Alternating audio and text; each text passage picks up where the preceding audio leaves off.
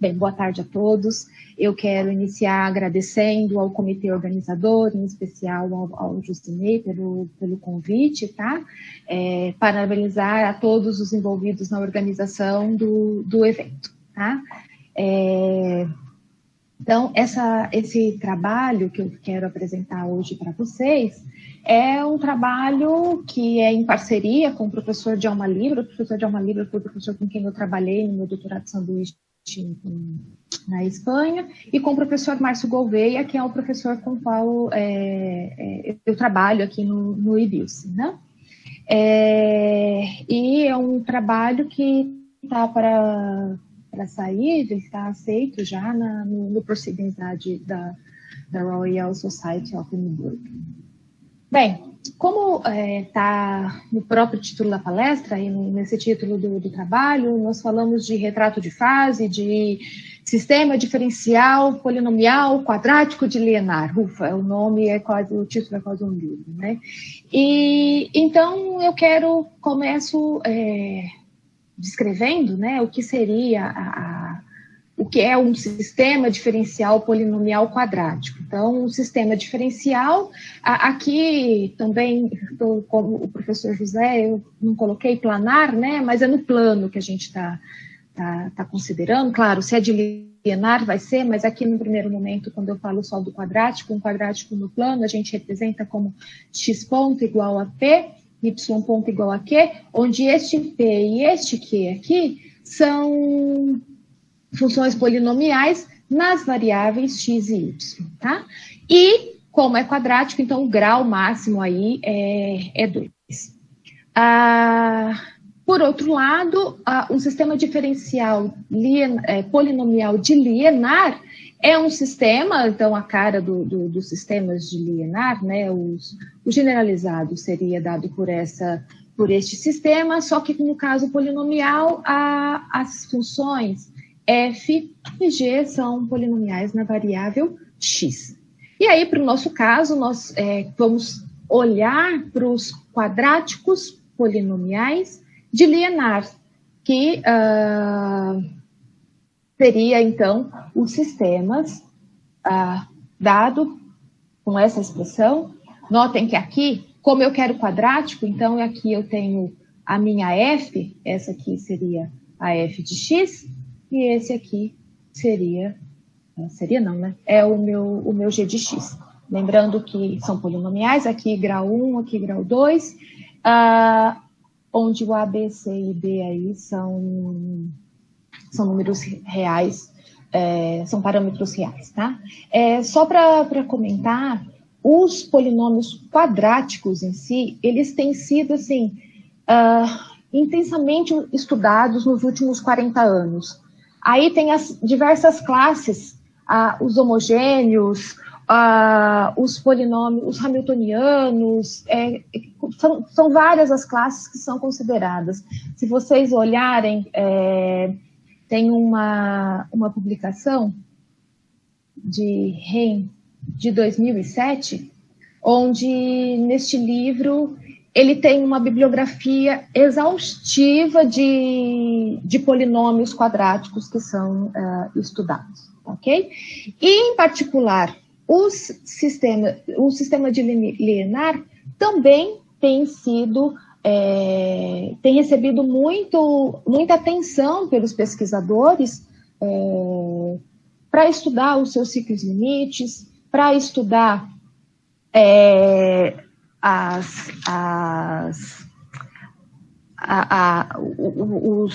suas curvas algébricas invariantes, para analisar a sua integrabilidade, enfim, também tem considerado aí bem, tem tido muita dedicação em cima desses trabalhos, tá, ok? Desses dois tipos de sistemas diferenciais, dessas classes, né, de sistemas diferenciais. E aí, então, a gente está dedicou o tempo em analisar os retratos de fase dos polinomiais quadráticos de Liénard. Bem, então, só para continuando, né, o campo de vetor associado a esse sistema vai ser o meu campo X, tá?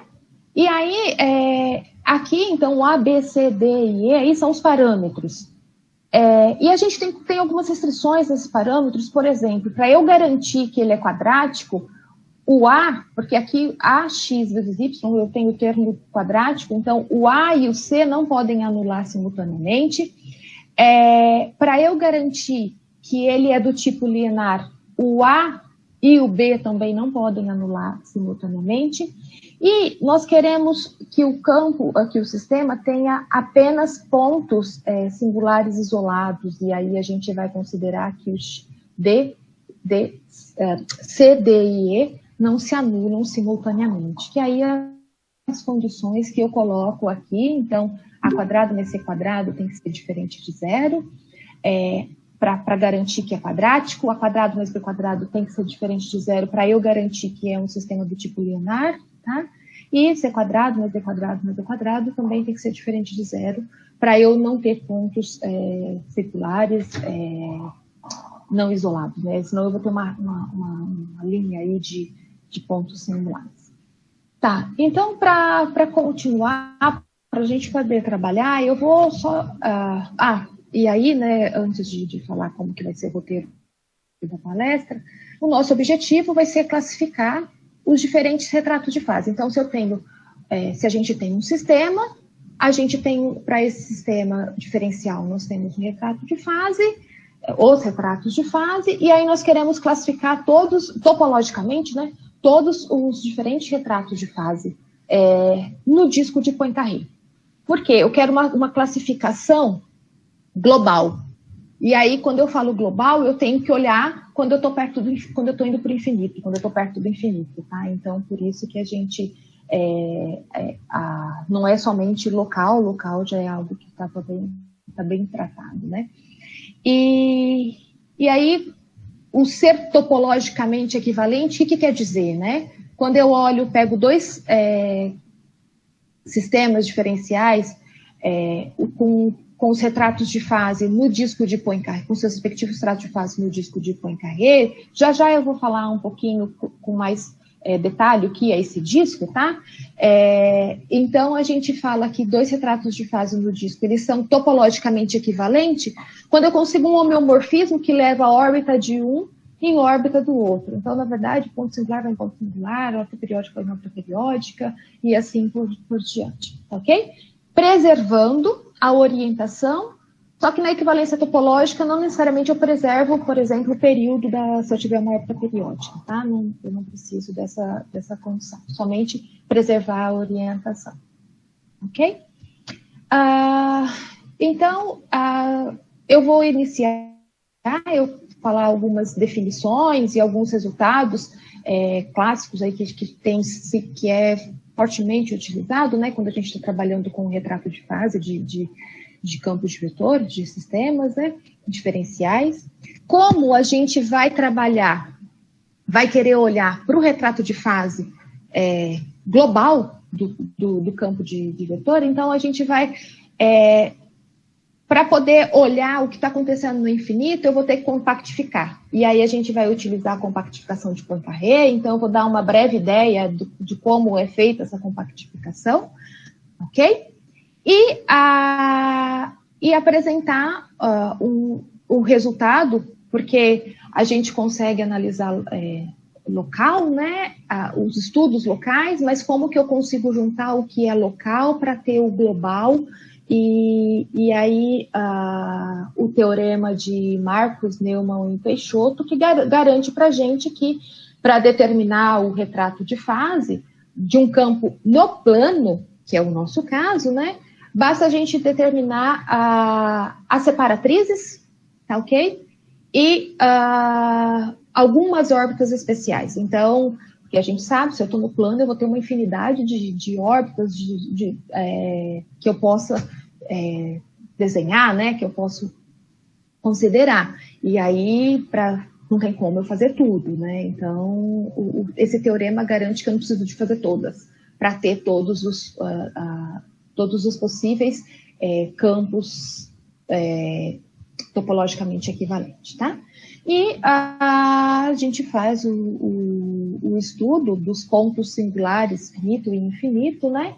E utiliza todos os resultados aí para concluir o principal resultado desse trabalho. Bem, então, a gente inicia com algumas definições básicas, tá? E algumas noções que nós vamos utilizar para analisar os retratos de fase local, finito e infinito do sistema que a gente está considerando. Então, antes de qualquer coisa, o mundo onde eu vou estar trabalhando, né, o P2 de R2 para mim são os campos de vetores polinomiais, tá? Onde o P e o Q de grau menor ou igual que 2, tá? No caso aqui, a gente tem uma certa restrição, porque nós estamos no caso do milionário, mas essa parte introdutória aqui, preliminar, eu vou fazer um pouquinho mais geral, tá? E um ponto, isso bem, todo mundo já deve saber, mas enfim, um ponto é um ponto singular do campo de vetor, quando ele zera o P e o Q, que define o campo vetorial. A gente vai denotar por dx de Q, seria a matriz jacobiana do campo no ponto Q, que na verdade a gente chama da parte linear do campo X, aplicado no ponto Q. E aí o determinante dessa matriz, eu estou denotando por delta, pode ser que quando confunda aí, a gente pode utilizar aqui um delta de Q, e o traço dessa matriz vai ser, ou que poderia ser um T de Q aqui, que é o traço da matriz aqui, da parte linear do campo X, tá bem? E aí, esse ponto singular, a gente diz que ele é um ponto elementar, quando esse determinante é diferente de zero, ou quando o determinante é zero, mas o traço é diferente de zero, tá bem? E aí, dentre os campos, dentre os pontos elementares, tal que o determinante da parte linear é diferente de zero, nós temos aqueles tais que os autovalores aqui dessa matriz, né, tem parte real diferente de zero. E aí, esses pontos singulares a gente chama de pontos hiperbólicos. E esses pontos hiperbólicos, a gente tem uma classificação para eles, que quando a gente tem o delta menor do que zero, a gente diz que ele é uma cela. Quando o delta quando o traço ao quadrado é maior ou igual que 4 vezes o determinante, eu tenho que ele é um nó, e aí a estabilidade é dado pelo sinal do traço, ok? E se eu inverto aqui essa desigualdade, eu tenho um foco. Então, aqui eu tenho uma classificação dos hiperbólicos. Então, a cela, no caso, ficaria algo... seria localmente, né, equivalente a esse retrato. O nó, eu teria... o instável, né? Alguma coisa assim. E o foco, quando o ponto... quando eu espiralo em torno do ponto, que é o ponto singular, ok? E aí, se eu tenho o delta diferente de zero, mas o que não é hiperbólico, então eu tenho que o traço é igual a zero. Só voltando aqui um pouquinho, nesses casos aqui, quer dizer que os autovalores associados, né? Eu já tinha comentado, até parte real diferente de zero. E aqui, nesse caso, é quando a gente tem o ponto, a parte real é nula. E aí, o ponto singular, ele vai ser ou um foco fraco ou um centro. Se eu olhar só o campo linear, eu sei que é um centro. Mas quando eu olho localmente o campo não linear, né, o campo todo, então o ponto singular vai ser um foco fraco ou um centro, tá ok? E aí, essa classificação aqui, a gente encontra no livro do professor Djalma, e tem um resultado que faz que nos dá, né, toda essa classificação dos pontos singulares elementares, e aqui a gente tem, talvez se eu aumentar um pouquinho, só um segundo, gente. E aí a gente tem, então, essas seriam as configurações então, a cela, o foco, o nó e o centro, ok? Bem, continuando,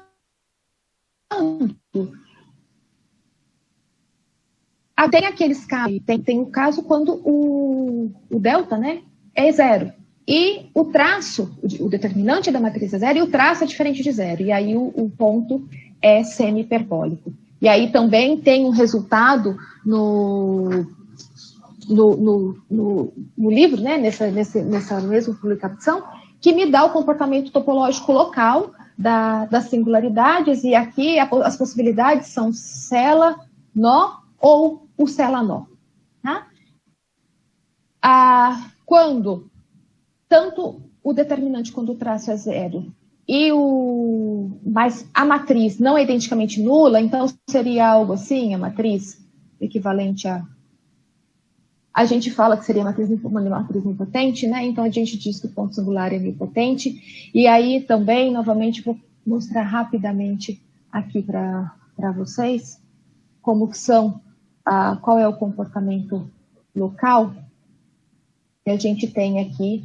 Localmente, a gente tem essas possibilidades que podem acontecer nos pontos singulares, e tem um teorema que já tem toda essa classificação local aí para os pontos, ok? Nota que pode ter uma cúspide aqui tem cela-nó, aqui ó, tem um setor elíptico com um setor hiperbólico, aqui tem a cela-nó, centro, enfim, e aqui eu tenho nós. Então, voltando, e quando eu tenho traço e determinante zero mais a matriz, ela é identicamente nula, eu digo que o ponto singular é identicamente zero, linearmente zero. E aí, só que esse aqui a gente não vai se atentar, tem essa discussão no mesmo livro que eu estou citando, tá? Mas esse caso aqui, a gente acaba não recaindo bem. Então, dando continuidade, né? Então, Então, a gente viu como que ficaria lá na parte finita, né? E isso vai ajudar a olhar para a parte finita. Agora, o que a gente precisa? A gente precisa saber como que eu posso olhar para o comportamento no infinito para eu poder ter a classificação global. Tá? E aí, nós vamos considerar, então, a compactificação de Poincaré, tá? Que é trazer o plano para a esfera. Tá? Na verdade, a gente vai olhar só para um hemisfério da esfera. E aí, o campo, essa compactificação, eu tenho o campo no plano. Quando eu compactifico, eu tenho um plano, um campo na S2, e esse campo que a gente obtém é um campo analítico. Tá? Então, a gente vai chamar a S2, né, a unitária, como sendo vai ser a minha esfera de Poincaré. Aqui a gente está denotando o espaço tangente no ponto Z. E como que a gente começa, né, a compactificação? Na verdade, a gente vai considerar a projeção central. Então, eu tenho a esfera, eu considero, então, o meu plano, o meu campo inicial está definido no R2, aí então eu identifico o R2 aqui com o XY1, tá ok? E para a gente levar os pontos daqui na esfera, eu vou considerar a projeção central. Tem um ponto Q aqui, eu pego a reta que liga ao ponto Q ao centro da esfera. Essa reta intercepta aqui a esfera, né, em 2 pontos, então eu vou ter uma certa simetria aí, né?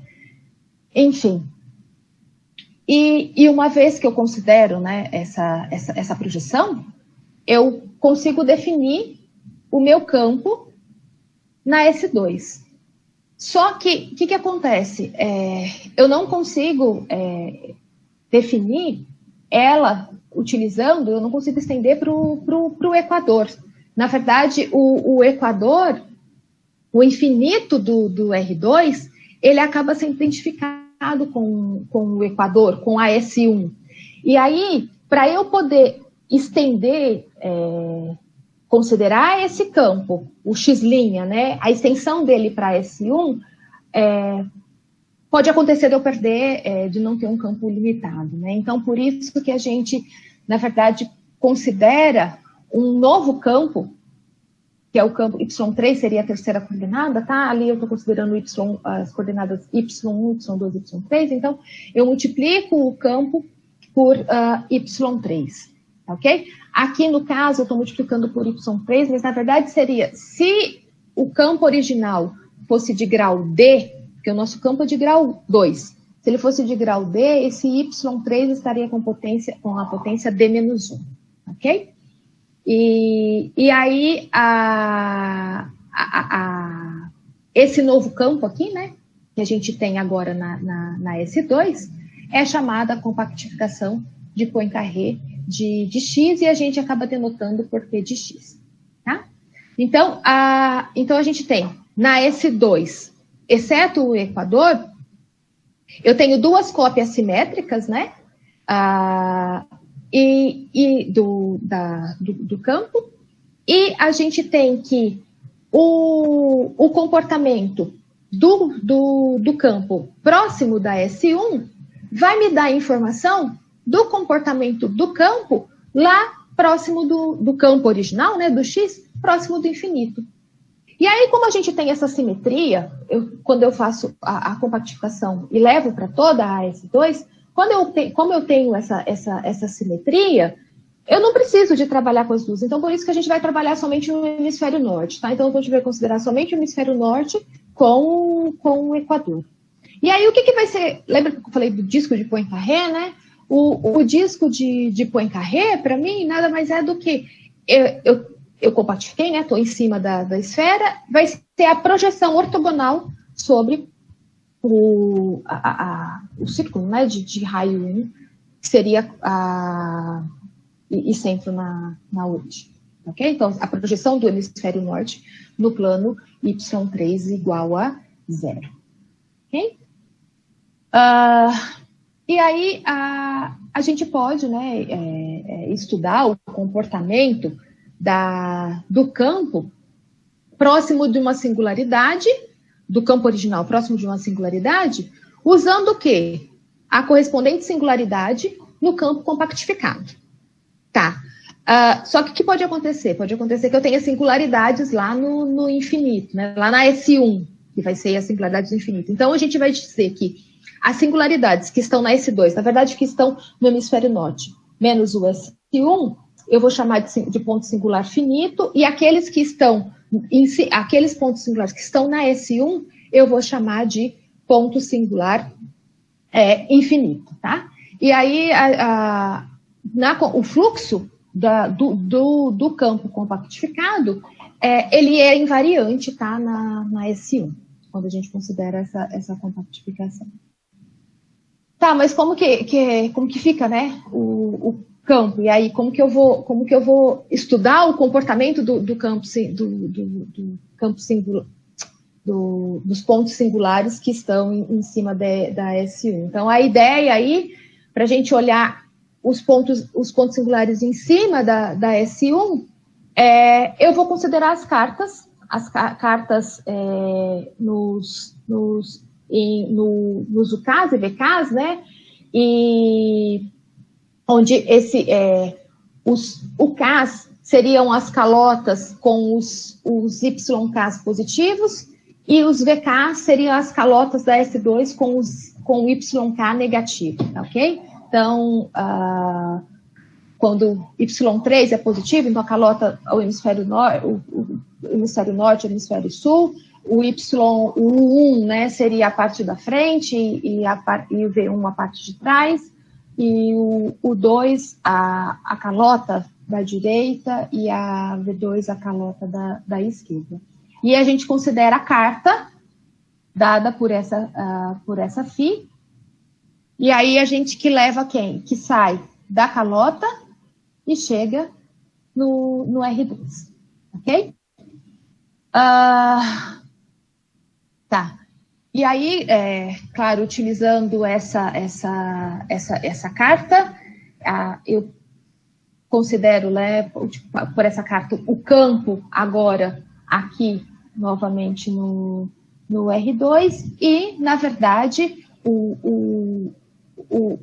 depois, bem, com umas quantas continhas aí, né, a expressão para o campo compartilhado agora nas cartas, né, é dado, no caso da carta U1, é dado por essa expressão, no caso da carta U2, é dado por essa expressão, e no caso da carta U3, é dado por essa expressão. Esse V aqui, ele aparece justamente para a gente poder eliminar os problemas de estar dividindo por zero, ok? Tá, já a gente acaba utilizando, então essa seria mais a título de curiosidade aqui. E agora, ali, notem que eu mostrei somente nas cartas, como ficaria a expressão do campo, né? Na carta U1, na carta UI, né? Na carta VI, eu tenho a mesma carta, só que com o sinal invertido, tá? A gente muda o sinal. Lembra que a gente estava multiplicando se vocês olharem lá, a Psi era menos a Φ. E aí, o que a gente observa aqui é que a carta local, quando K é igual a 1 e K é igual a 2, e V igual a 0, vai denotar todos os pontos da S1. Então, porque o que eu tenho? Eu tenho que... O meu interesse, eu estou querendo olhar o equador. E aí eu tenho a carta U1, que cobre uma parte, né? Uma parte da S1, a V1 cobre a outra parte, né? Só que ainda fica aqui o 0 que eu não consigo cobrir com essa carta, né? Que seria o 0, 0 da U2 e da V2, ok? Então, quando a gente quer analisar no infinito, analisar os pontos singulares que estão no infinito, a gente vai analisar somente os pontos singulares da carta associada à carta U1, à carta V1, e aí na carta U2 e V2, basta eu olhar quem? Basta eu analisar os pontos, o 0, 0, tá? E aqui, eu esqueci de chamar a atenção, né?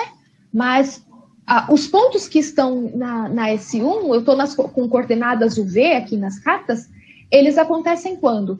Quando quando o V aqui é igual a 0, ok? Bem, então, e aí, bem, então aqui, né, a gente tem como estudar, como que eu olho, como que eu consigo olhar para os pontos no infinito.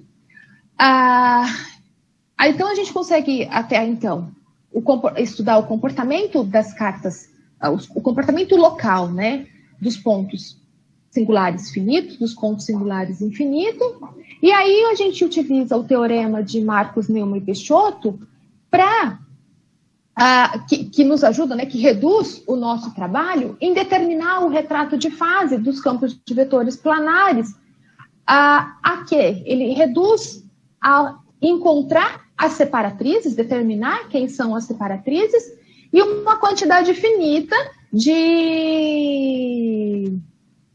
órbitas no meu retrato de fase. Então, para a gente ver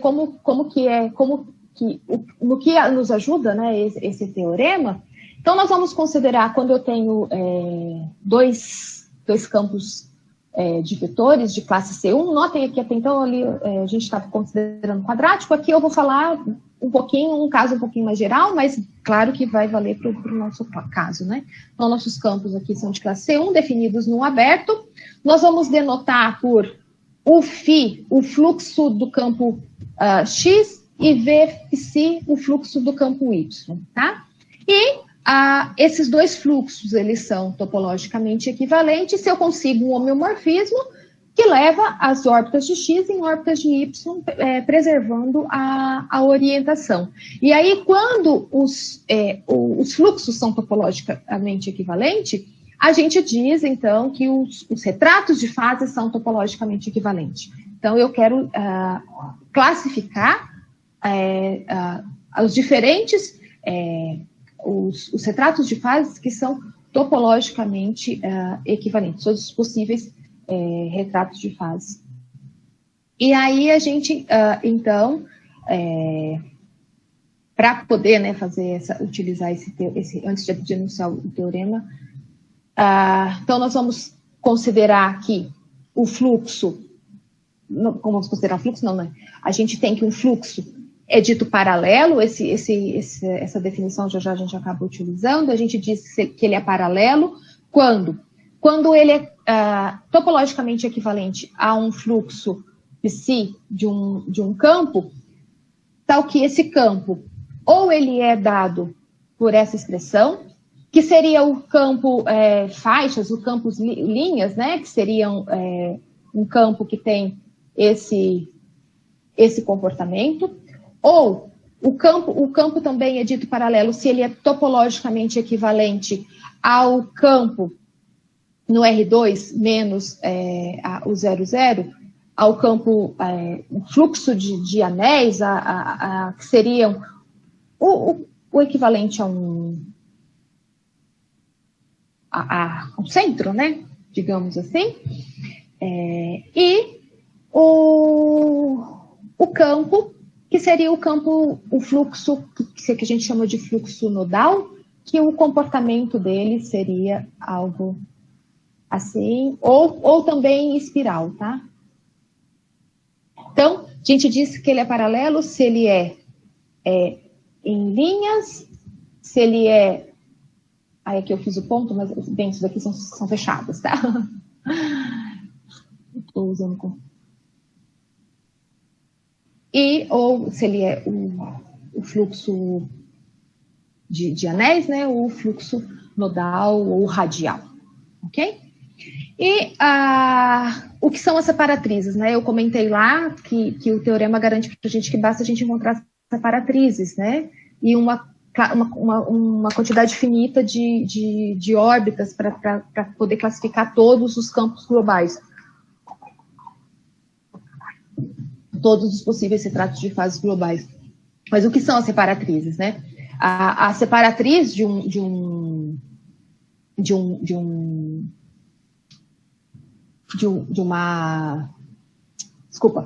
dado um ponto, né? Eu digo que uma órbita deste ponto, ela é uma separatriz, se ele é um ponto singular. Se é uma órbita periódica isolada, ou seja, se é um ciclo limite, quer dizer que eu não consigo, qualquer vizinhança que eu pegar em torno dele não consiste de órbitas periódicas. E se essa órbita ela é homeomorfa ao R, tá? Então, as separatrizes ou é um ponto, ou é uma órbita isolada, ou então ela é homeomorfa a R, e o que não pode acontecer é eu ter uma vizinhança. Então, eu não posso ter uma vizinhança W, aqui seria uma vizinhança W, de tal forma que para qualquer ponto que eu pego na vizinhança, o alfa limite, o ômega limite, aí coincidem com o alfa limite, o ômega limite do ponto Q, que eu teria o ponto Q, tá ok? E o bordo também não são órbitas com esse comportamento. Então, eu digo que a órbita, né, a órbita de P é uma separatriz, se ela é homeomorfa a R, e isso daqui não acontece, ok? E a gente tem que, a união, se eu olhar, se eu tenho o fluxo, a união de todas as separatrizes desse fluxo, a gente chama de esqueleto das separatrizes estendidas. E aí, então, se eu tenho o esqueleto, né, da separatriz estendida, esse conjunto a união de todas as separatrizes vai ser, ele é fechado e é invariante, ok? Pelo fluxo. E a gente denota aqui por sigma, ok? Cada componente conexa da onde eu estou definindo o fluxo, menos o esqueleto das separatrizes, vai ser um aberto, também invariante, que a gente chama de região canônica. E aí essa proposição garante que nessa região canônica, o fluxo é sempre paralelo. Então, o fluxo nas regiões canônicas ou são retinhas passando, ou são órbitas periódicas, ou então é um comportamento radial ou espiral, ok? E aí, então, a gente chama de esqueleto de separatrizes completo a união do esqueleto de separatrizes estendido com uma única órbita que vai representar o comportamento dentro de cada região canônica, ok? Dado dois fluxos, nós vamos considerar C1 e C2 os respectivos esqueletos estendidos, e aí a gente diz que esses esqueletos eles são topologicamente equivalentes se eu tenho um homomorfismo que leva a órbita de um esqueleto e uma órbita do outro, preservando a orientação. Nota que quando eu tenho o esqueleto, eu só tenho separatriz e em cada região canônica uma única órbita, representando o comportamento dentro da região canônica. E aí, o teorema, né, que nos auxilia, ele implica que para a gente desenhar, né, dibujar o retrato de fase do campo planar, basta eu determinar as separatrizes e o comportamento de uma única órbita dentro de cada região canônica. E aí, o resultado afirma para a gente que se eu tenho dois fluxos contínuos, né, associados a dois campos de vetores, isso eu estou no plano. Notem que aqui são fluxos onde eu tenho, esse resultado vale só quando eu tenho pontos singulares isolados, mas lembra lá no começo que eu coloquei a condição de que os parâmetros C, D e E são diferentes de zero para garantir que todos os meus pontos singulares são isolados.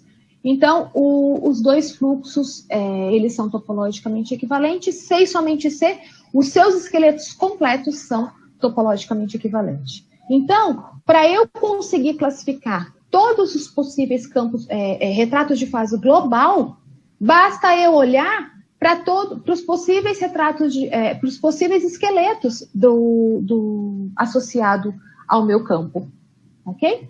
E aí, isso. Tá. Então, a gente tem, com essa teoria, né, e claro, com um pouco mais, a gente consegue, demonstra, né, o resultado que nos dá os possíveis retratos de fase global do sistema que a gente está considerando, que é o sistema diferencial polinomial quadrático de Lienar. E para esse sistema, nós temos 18 retratos de fases topologicamente distintos no disco de Poincaré. Tá? E esses retratos de fase eu coloquei aqui nessa figura, tá ok? Então, a gente olha para esse caso, para obter cada um desses, né? Bem, aqui, para a gente poder trabalhar, se vocês olharem lá, lembrarem do campo, né, original, a gente tinha os parâmetros A, B, C, D e E. Então, a gente tinha 5 parâmetros. Claro que trabalhar com 5 parâmetros fica um pouco complicado, né? Então, o sistema, quanto mais parâmetros tem, mais complicado para a gente poder trabalhar. Então, a ideia inicial é achar as formas normais que nos dão a equivalência aí dos retratos de fase. Então, inicialmente, nós consideramos essa mudança de coordenada, ok? E reescalonamos o tempo, tá? Então, aquele campo original foi levado, né, transformado por essa por essas duas transformações nesse novo sistema, ok? E aí, o que a gente fez? Bem, nós colocamos a condição de que este coeficiente é sempre 1, e nós fomos analisando os casos que poderiam acontecer olhando para o sinal dos nossos parâmetros A, B, C, D e E, considerando aquelas condições iniciais lá. Então, quando o A e o C são parâmetros distintos, então nós temos que a forma normal do campo, ou seja, o campo 1 inicial, ele é topologicamente equivalente a este campo aqui. Notem que aqui eu tinha 5 parâmetros, aqui eu fiquei com 3 parâmetros. Na verdade, aqui o que a gente faz? Impõe a condição, né? Como eu quero que o A e o C são diferentes de 0, então o coeficiente do x², o coeficiente do xy é diferente de 0. Então a gente impõe a condição aqui de que esse termo e esse termo são iguais a 1, e aí eu encontro alfa, beta e gama em função do A, B, C, D e E, e tal que eu obtenho, então, esta A, B, C, maiúsculos aqui, né, que vão estar em função dos outros parâmetros. Então, a gente tem essa forma normal. Quando o A é 0, agora eu tenho, quando o A é 0, se o A é 0, o B tem que ser diferente de 0. O C tem que ser diferente de 0 para garantir que é quadrático, mas o B também tem que ser diferente de 0 para garantir que é do tipo linear. Então, com essas duas condições, então a gente consegue que o campo original é topologicamente equivalente a este campo aqui. Então, notem que aqui eu tenho 2 parâmetros. E aí a gente vai seguindo e obtém essas 6 formas normais. Como a gente está querendo estudar os campos de vetores topologicamente, os retratos de fase, né, global, topologicamente equivalentes, né? Então a gente tem topologicamente diferentes, né? Então a gente está utilizando aí a equivalência topológica. Então a gente não está perdendo em nada em olhar para as formas normais que são topologicamente equivalentes ao meu sistema original, tá? Aqui eu vou apresentar apenas um caso, tá? A gente vai olhar com um pouquinho mais de detalhe o que acontece no caso 1, ok? No caso 1 aqui, então, é o caso que nós temos 3 parâmetros. E aí, qual que é a ideia, né? A ideia é olhar o campo de vetor, o comportamento local dos pontos singulares no infinito, utilizando a compactificação de Poincaré.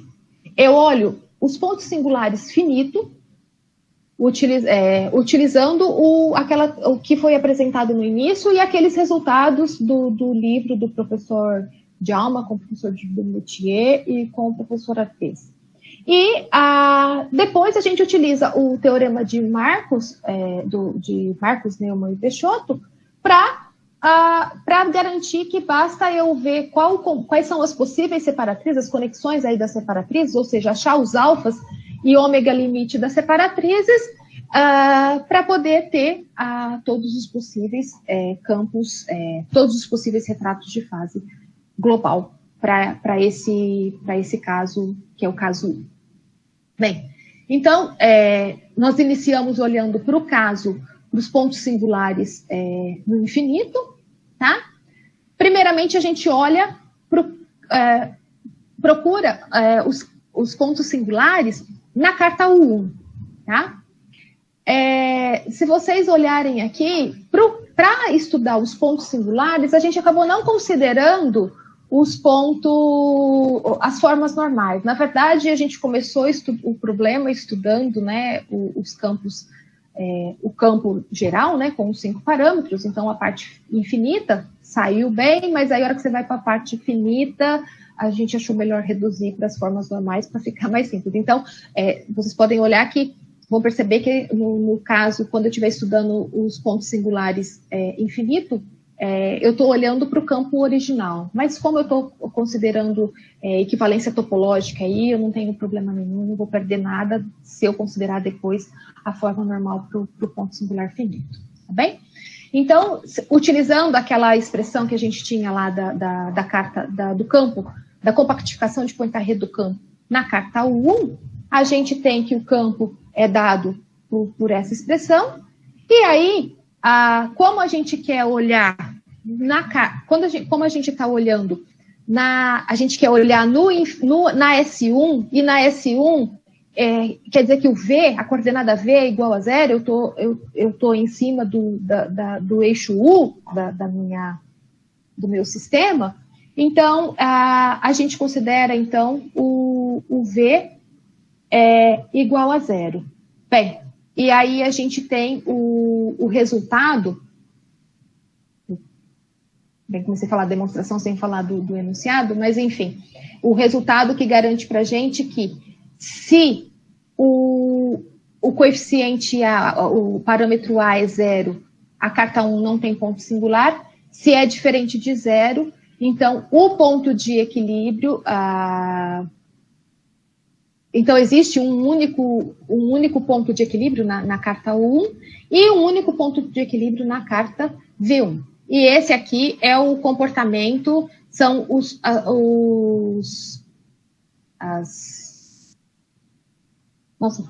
retratos de fase local, desculpa, o retrato de fase local na carta 1, dos pontos singulares na carta 1. Então, a gente utiliza, né, essa expressão. Como eu comentei, eu tenho que considerar que o V é igual a 0, e aí, quando eu tomo o V igual a 0, a gente tem que, os pontos singulares vão ser da forma o 0, 0, onde o 0 é raiz aqui, solução dessa equação. Se o A for igual a 0, quando o A aqui é igual a 0, eu ficaria com C igual a 0. Essa equação estaria satisfeita se o C for igual a 0. Só que se vocês lembrarem lá, para ser quadrático, o A e o C não podem se anular simultaneamente. Então, por isso que eu não tenho isso satisfeito. Então, por isso que quando o A é igual a 0, eu não tenho ponto singular. Quando o A é diferente de 0, eu tenho um único ponto singular, que é o ponto menos C sobre A, 0. E aí, esse ponto a gente analisa ele, olha aqui eu coloquei matriz jacobiana, que seria aquela matriz, a parte linear, né, o campo linear. Quando eu olho para esse campo, o traço, na verdade, aqui eu fico com essa matriz aqui, ó, A0, 0, 0, tá? Aqui eu tenho autovalores, um autovalor é nulo, o traço é diferente de 0, mas o determinante é 0, então o meu ponto singular, pelaquela classificação que nós fizemos lá, ele é semi-hiperbólico.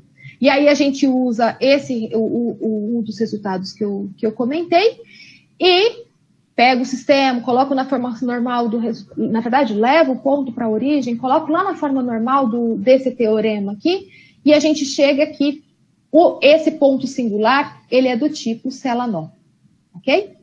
E aí, quando eu falo em Celanov, para o C positivo, se eu tenho o C positivo, no V positivo, para V positivo, a gente tem que eu tenho o setor parabólico instável. Então, na verdade, o que está acontecendo, né? Ver se eu consigo rascunhar aqui. Então, aqui se eu tenho a carta 1 aqui, tá ok?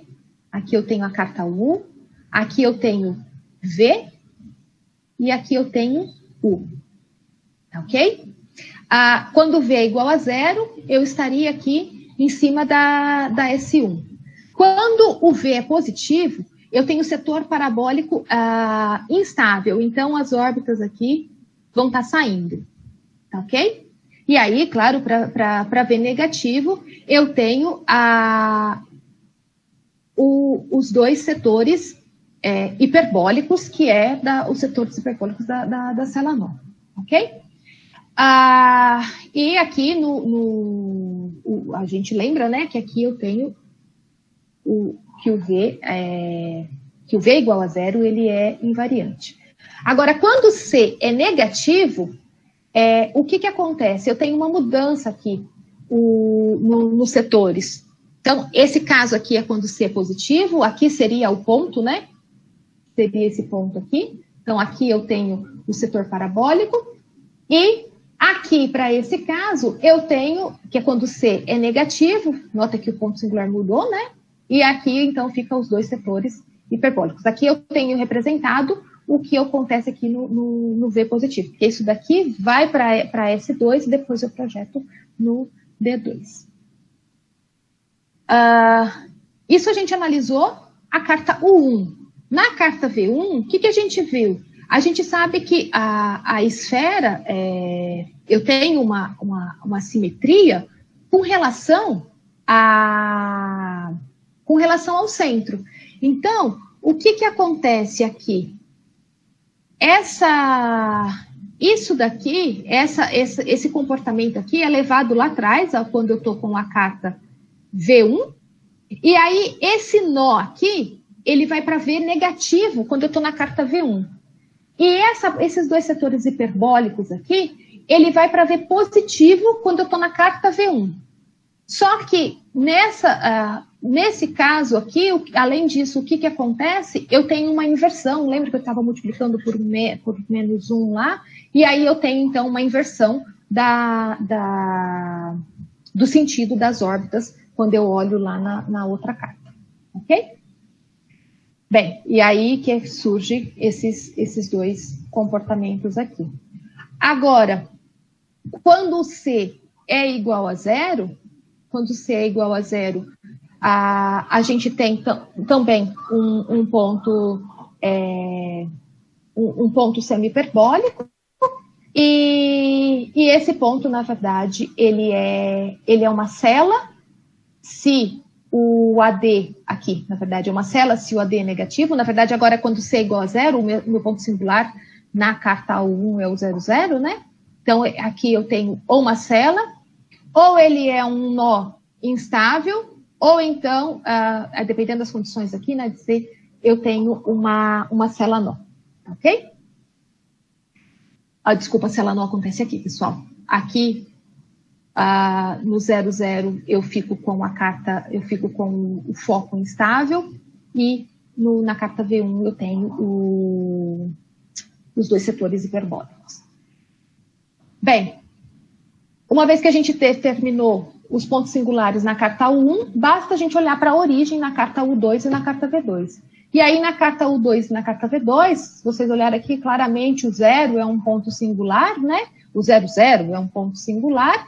E aí, os retratos de fase têm um desses três comportamentos, dependendo do sinal, e a análise é sempre utilizando lá aqueles resultados que nós temos lá apresentados anteriormente.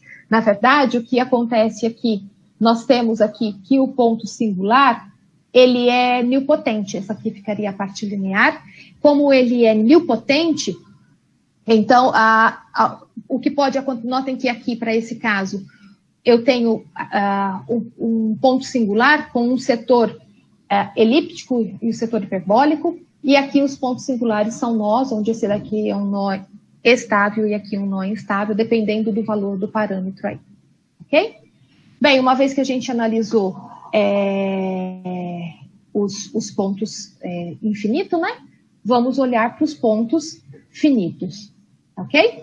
E aí, vale lembrar que no ponto finito a gente tem para a gente determinar os possíveis retratos de fase global a partir da análise local, é suficiente a gente considerar os alfa e ômegas limite das separatrizes dos setores hiperbólicos, tá ok? Tá, então, bom, é importante ter essa observação em mente, e aí a gente vai olhar para o caso I. O nosso caso I, aqui eu vou operar as formas normais, no primeiro caso, né, que seria essa forma normal aqui, aonde eu tenho 3 parâmetros, tá? Quando eu olho para esse sistema, a gente olha para a matriz da parte linear, e aí a gente tem que separar os casos segundo A quadrado menos 4C, que na verdade é o discriminante, né? A quadrado menos 4C ser positivo, negativo ou igual a zero. Quando esse termo aqui, os parâmetros satisfazem essa condição, o sistema aqui, ele não tem ponto singular, ok? Por quê? Porque os pontos singulares teriam que ser complexos, tá ok? E aí a gente tem, então, que os retratos de fase, no caso aqui local, na parte finita, não tem nada, né? E aí, olhando o que a gente tinha na parte infinita, a gente consegue obter, olhando para as possíveis, para os alfas e ômegas limites das separatrizes, que na verdade eu vou ter somente essa separatriz aqui. Essa separatriz, qual que seria, para onde ela poderia ir, né? Aqui eu tenho os pontos, ela teria que tender para algum ponto singular, no caso aqui. E aí, esse ponto singular é instável. Aqui está passando. Então, a única opção dela é vir para cá. E aí, o comportamento do campo ficaria algo assim, que seria esse o retrato de fase, quando o A quadrado menos 4C é negativo. Bem, agora, quando eu tenho que essa expressão aqui é maior ou igual que zero, então os meus pontos, a cara, né, dos pontos singulares, poderia ter colocado antes, o caso anterior lá, isso daqui ficaria negativo, e aí eu não tenho ponto, no R2 eu não tenho ponto singular. Agora, quando isso daqui é maior ou igual que zero, eu posso ter 2 ou 1 ponto singular, ok? Quando isso é positivo, eu tenho 2 pontos singulares, e quando isso é zero, eu tenho um único ponto singular. O determinante associado a esses pontos singulares é dado por esse delta mais, delta menos aqui, que é dado por essa expressão, e o traço é dado por essa expressão. E aí, se a gente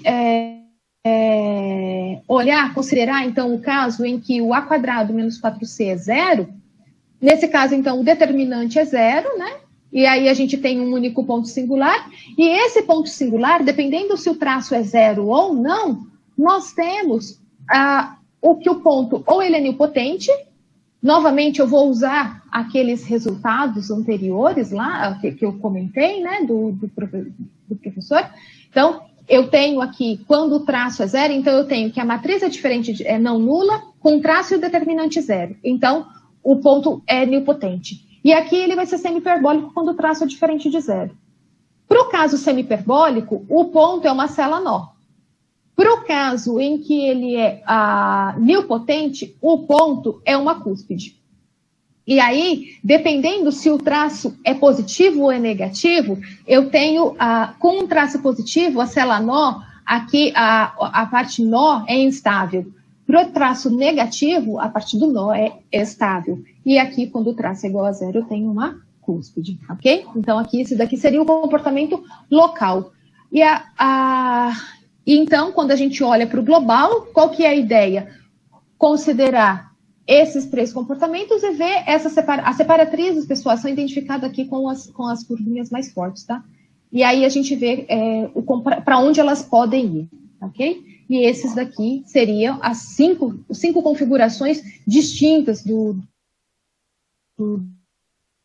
retratos de fase global para esse caso.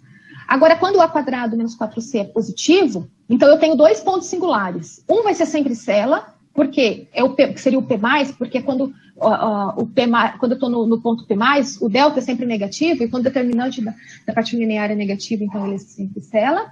E o P-, ele pode ser um foco ou um nó, dependendo se essa expressão é positiva ou negativa. E a estabilidade é dada pelo traço ser positivo ou negativo. Quando o traço é negativo é estável, e quando o traço é positivo é instável. Ok? E aí eu tenho, então, aqui eu tenho o P+, está sempre à direita do P-, tá?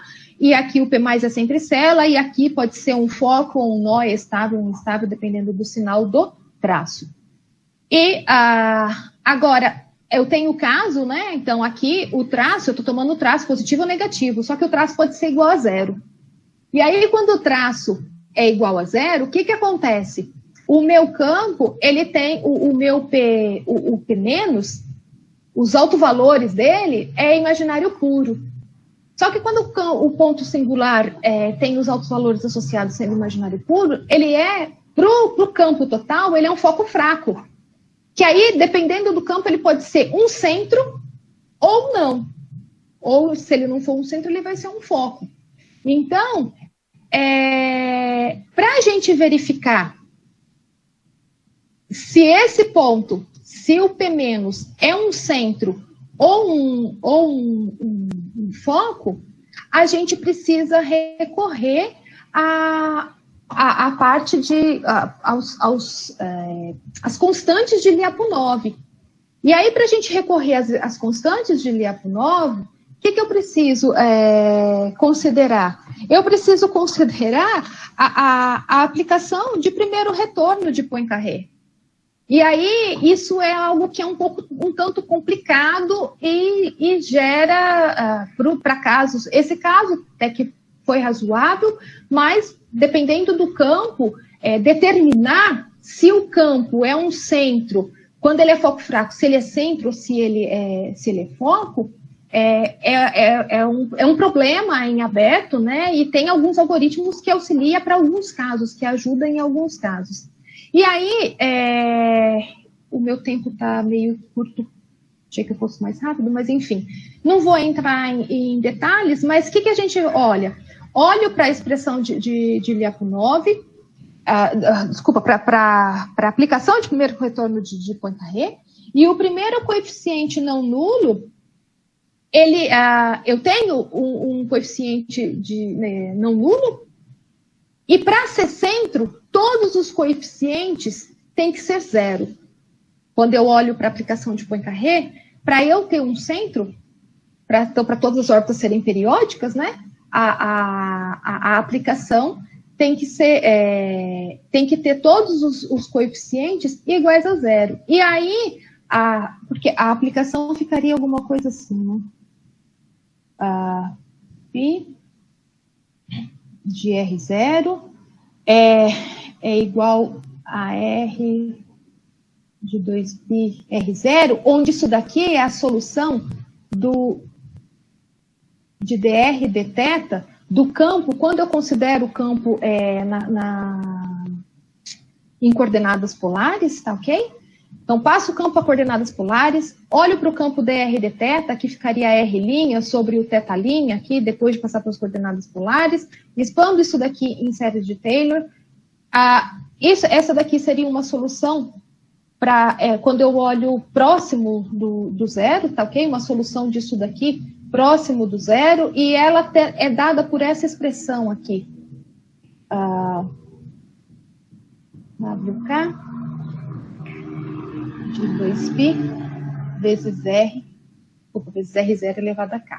E aí, quando que eu tenho um centro, né? Quando todos esses termos aqui são iguais a zero, porque aí eu tenho que a aplicação de Poincaré no R0 igual a R0. E aí, quando a gente verifica que o terceiro, quando o K aqui é igual a 3, esse termo é igual a esse valor aqui, aonde beta ao quadrado é dado por essa expressão.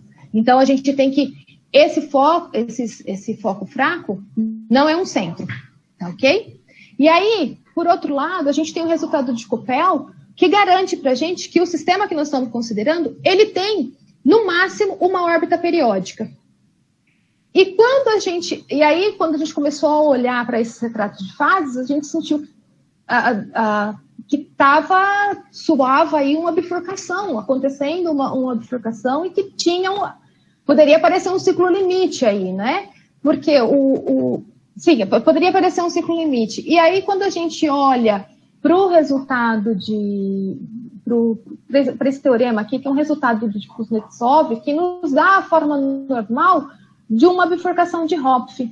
E aí, quando o parâmetro B, lembra que eu tinha o campo, né?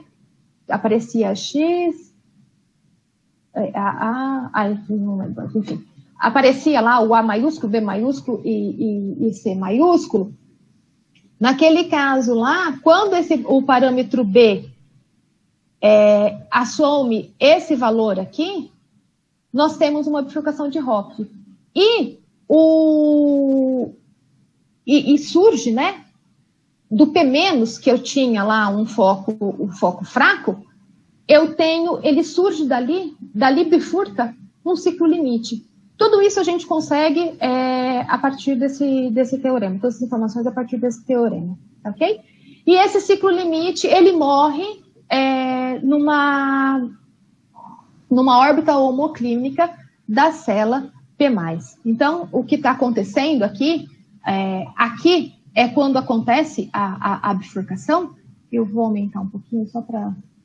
Então, aqui é quando está acontecendo a bifurcação. Notem que aqui eu tinha um foco instável, aqui o foco passa a ser estável, ok? Eu tenho aqui o ciclo limite que surge, e esse ciclo morre aqui nessa órbita homoclínica. E então nós temos esses...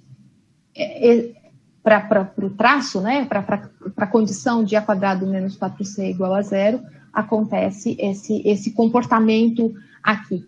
E para o caso A² menos 4C positivo, para os outros casos, a gente tem esses possíveis retratos de fase. E aqui a ideia também é olhar as separatrizes e ver para onde elas podem ir. E para poder verificar quais são os possíveis retratos de fase. Só um comentário, todos esses retratos de fase que eu estou apresentando, eles são realizáveis, tá ok? E a gente conseguiu parâmetros tais que a gente conseguia plotar e a gente utiliza o aplicativo, o P4.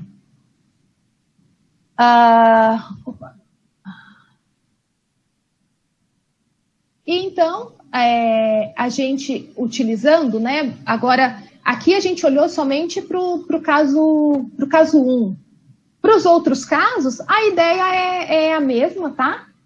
Para estudar os outros casos, olha os pontos, faz a classificação, olha para o parte local, né, no infinito e no finito, e vê o comportamento das separatrizes, para onde elas podem ir, quais são as possíveis configurações das separatrizes, ou seja, olha quais são os alfas e ômega limite dessa separatriz, e aí a gente consegue obter todas as possíveis configurações. Eu só gostaria aqui de chamar a atenção...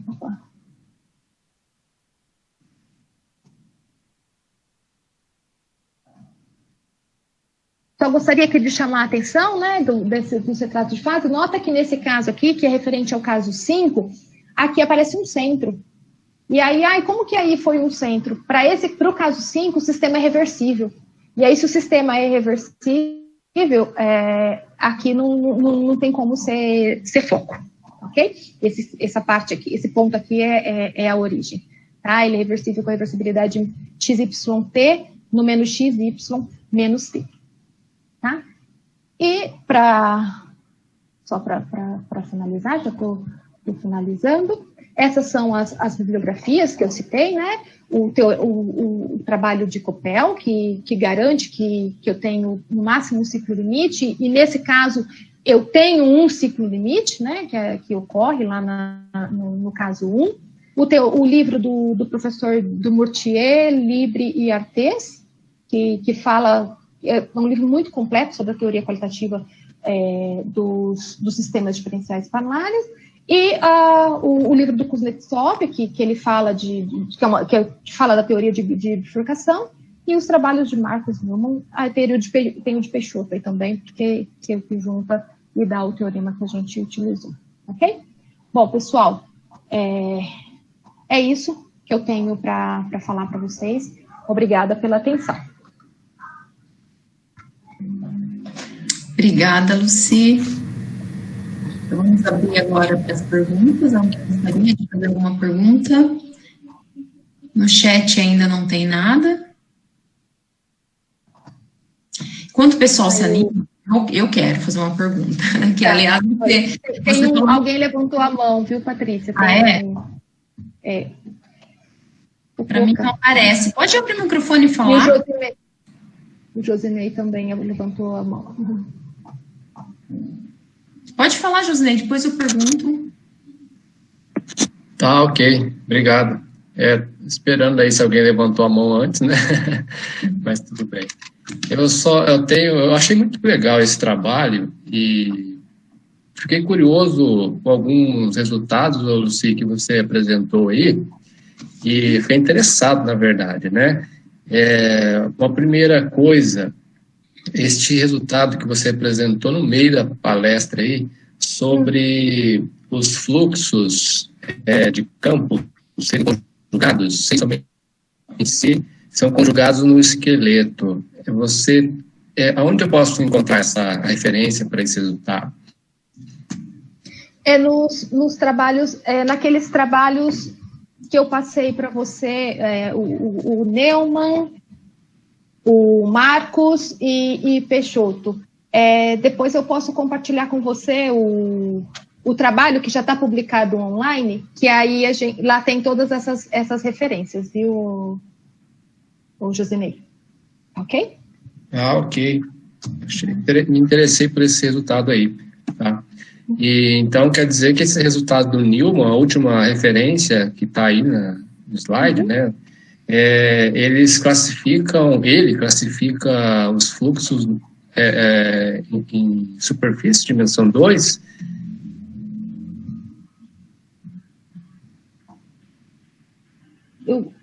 Repete, Josinei, acho que cortou. Cortou? De novo? O Google não tá meu amigo hoje, né? A última referência do Neumann, você colocou Sim. aí, exatamente. Ah, tá. Classificação dos fluxos contínuos em 2 variedades. Uhum. Então, Não, pode. É isso, seria a classificação. Só queria perguntar o que ele faz aí. Eu não olhei em detalhes este trabalho, tá? O que eu considerei, eu confesso que esse trabalho em particular eu não estudei ele a fundo. Eu olhei o resultado, tá ok? Então, talvez, se você quiser detalhes de como ele utiliza, isso eu não vou conseguir te responder agora. Entendi. Porque eu ia até fazer a pergunta para você, se esse resultado seu aí, né, no disco de Poincaré, se você considerasse fluxos na esfera que deixam invariante o equador, daria para usar esses seus resultados para classificar os fluxos? Eu ia fazer essa pergunta, mas daí eu vi essa referência do Neumann. Será que ele já não fez isso, então? Sim.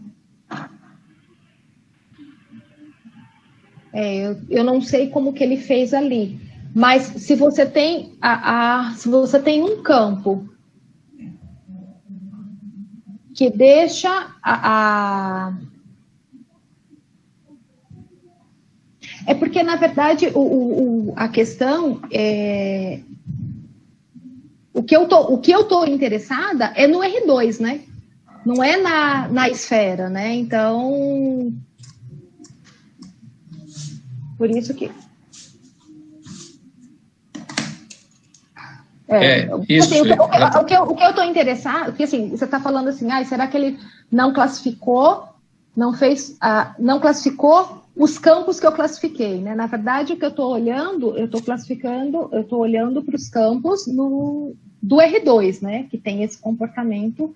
E essa classificação aí, o estudo desses campos, já tá feita, né? O local, tudo.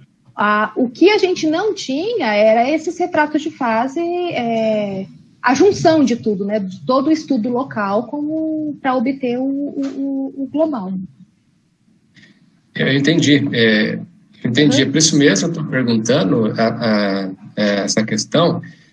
O que eu pensei assim, se você classifica no disco, né, e o seu trabalho, e Sim. daí você pensa agora nos fluxos na esfera, né? Você quer classificar fluxos na esfera. mas não qualquer fluxo na esfera, os fluxos na esfera que deixam o equador invariante. Variante. Uhum. Aí você tem as projeções, né? Você tem as projeções do hemisfério norte, as projeções do hemisfério sul no disco. Aí no disco você tem os portraits, você tem os retratos de fases possíveis. Será que daí essas informações que você obteve no disco, né? Elas não são recuperadas, não pode recuperar ou ajudar a estudar a classificação desses fluxos na esfera? Essa seria a minha pergunta, mas daí esse trabalho do Newman, eu não sei o que ele fez nesse trabalho, né? Porque daí se ele já fez isso, a minha pergunta é vaga, né? O que ele fez, assim, como ele utilizou, eu não confesso para você que eu não olhei com o trabalho em si. Eu usei o resultado sem destrinchar esse trabalho dele, ok? Mas ficou clara a minha pergunta? Se você entende... Você está olhando, você está considerando os campos na esfera que deixa invariante a S1. É isso, esse o seu nicho, né? E aí a sua ideia é projetar para o disco e aí no disco fazer essa classificação no disco. Será que você não completa tudo? Eu não sei como, teria que olhar com cuidado o que ele fez, né? Se isso já não está... Porque ele fala lá nas variedades bidimensionais, né? Você está colocando aí a condição... O seu está um pouquinho mais restrito, né? Que você está colocando a condição de deixar S1 invariante, né? Mas eu não confesso que eu posso até olhar, viu? Tá ok, obrigado. Ok, imagina. Mais alguma pergunta? O Fukuoka, ele tinha levantado a mão inicialmente. Ryuichi, pode falar. Nossa, para mim não aparece aqui. Então, olha aí, Lucia. Pode falar, Ryuichi.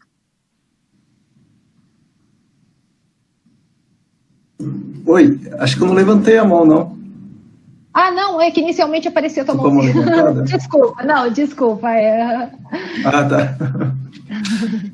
Tá ok, então. A minha pergunta Mas parabéns pela palestra. Obrigada. Muito obrigada. Lucia, minha pergunta é, você comentou bem no finalzinho, eu estava pensando em perguntar isso, você falou bem no finalzinho que teve o aparecimento de um centro lá, que isso aconteceu por causa da reversibilidade do sistema. Isso. A minha primeira pergunta é, vocês usaram, então, porque a gente olhando os retratos, né, a gente vê muita simetria e reversibilidade, né, algumas figuras, é claro, né, nítido.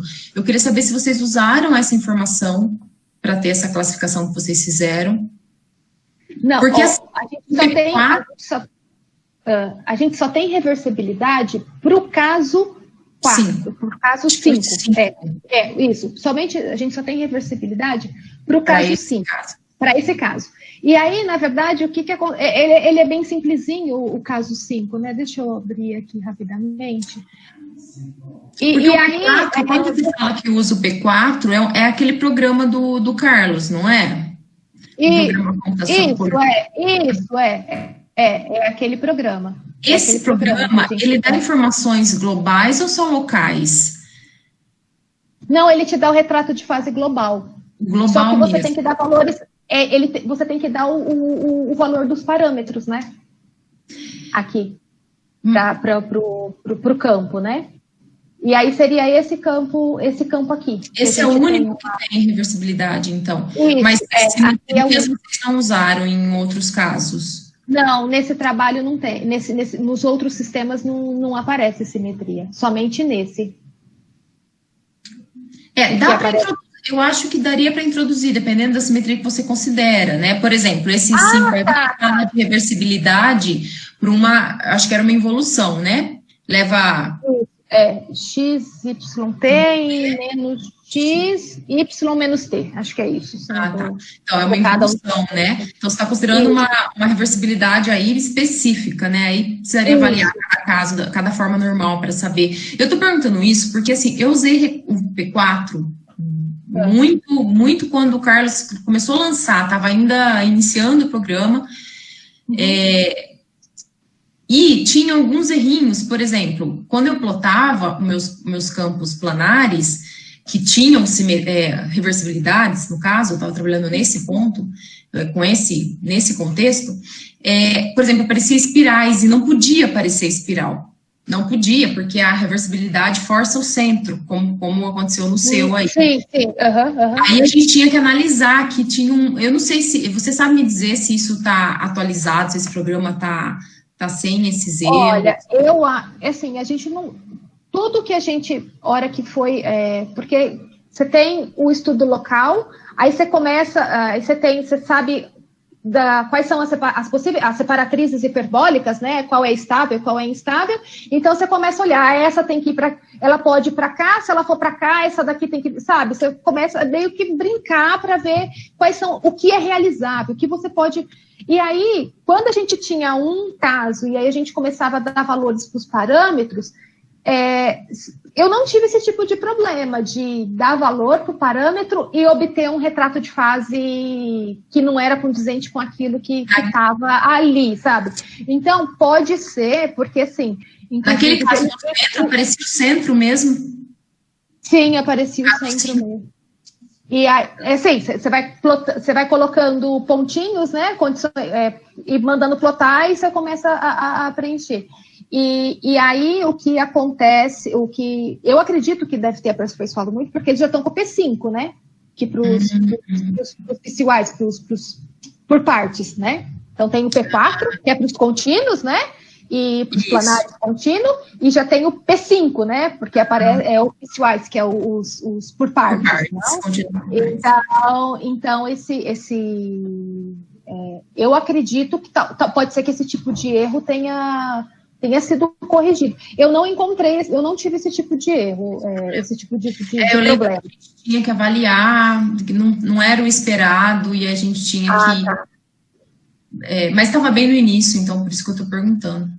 E aí você não sabe, você não usou, então, só mesmo nesse 5 que aparece reversibilidade, vocês enxergam uma evolução. Foi só esse que a gente precisa. Caso vocês não avaliaram se tinha alguma simetria e podia usar esse fato para plotar? Não, eu não usei nada, não procuramos, né? Porque a gente conseguia, como é topológica, eu estou usando a equivalência topológica, então você não precisa ter tanta exatidão de como está. Seria uma outra equivalência. Mas tem casos ali é complicado você encontrar alguma simetria, porque se você olhar, tem cela e foco.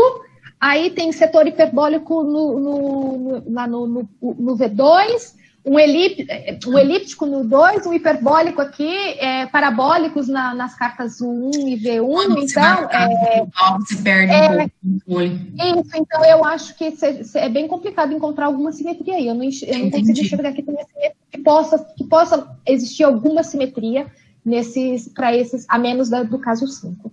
Ele é bem simples, né? Então você enxerga fácil que tem a simetria. Entendi. Gente, mais alguma pergunta? Aqui no chat para mim, deixa eu olhar só mais uma vez.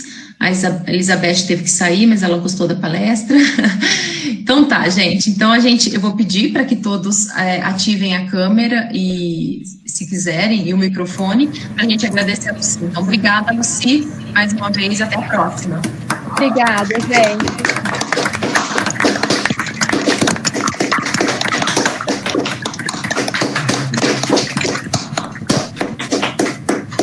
Gente, mais uma vez, obrigada pela atenção, pessoal. Imagina, a gente tchau, agradece, Lucy. Tchau, tchau. Obrigado. Tchau, tchau.